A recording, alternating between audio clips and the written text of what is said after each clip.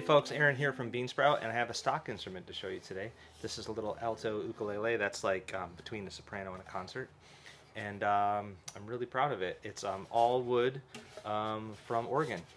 So to start with, we've got a beautiful grafted walnut back and sides. This came from our friends at Xena Forest Products. This is the kind of the root ball and the graft and part of the trunk of a walnut tree from an orchard. So they're grafted when they're really small, and then they grow up into be big trees, and this is what we get.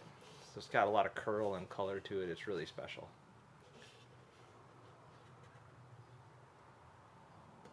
And then the top is some salvage cedar. I think this is a piece of what do you call it? Wall paneling. This cedar board. It's got a hemlock neck. I really like hemlock for necks, and then we've got walnut up here too. Little walnut binding, and that's it. It's got a really nice crisp sound. I'm really enjoying playing it.